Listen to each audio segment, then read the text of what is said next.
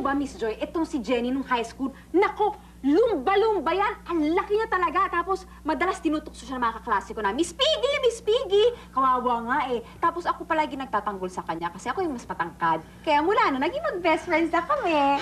Talaga, napaka-dramatic naman pala ng transformation niya, no? Pero alam mo, okay na ako dito sa body ko eh. Gusto ko na to, love na love ko na tong katawan ko. Hindi naman sa pag-aano, Puri, ha? Hindi ko nga gusto yung katawan ng friend mo eh. Parang pat-pat na lang. Ganun ba? Sayang, kasi itong si Jenny nagyaya pa naman sa kanyang belly dancing school. Alam mo, siya yung may-ari, tapos siya pa yung instructor.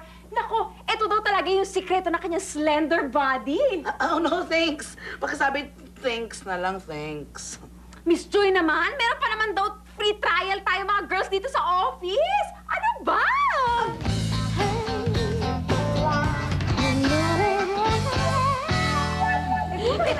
Kita-kita nga, kita-kita ako mo saan. Oy, ano sinatawa-tawa niyo dyan? Ba't hindi pa kayo bihis?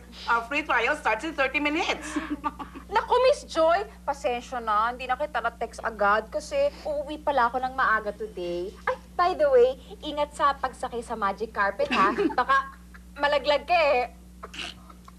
Ano kasi pala ako? Okay, girl. Ikaw talaga. Ano ba? I will show you. I will show you. I will show the world. Shining, shimming, splendid. Open Sesame! Kapagod yung belly dancing. Na-challenge yung abs ko. Pero it's worth it, ha? Ang dami ko natutunan. Share mo nga, Miss Joy. Alam mo, natutunan ko na hindi lang pala basta-basta paggiling-giling yung belly dancing na yan. Actually, it's an ancient art form na kung saan nakokontrol ng mga babae ang mga lalaki sa paraan na gusto nila. Oh. Oo, totoo. Nalaman ko din na ang coffee pala is naturally rich in antioxidants that may help prevent cell damage that leads to premature aging. Nalaman mo rin yan sa belly dancing? Hindi! Sa TV, sa dyaryo, kung saan-saan, it's everywhere. Gusto ko lang siyang i-share. Pero alam mo, going back dun sa point ko, no? Alam niyo pala, ang bawat galaw sa belly dancing ay may meaning. You can convey your thoughts and your emotions through your belly. Binobola ka lang na instructor mo, naniwala ka naman. Ayaw niyo maniwala, ha?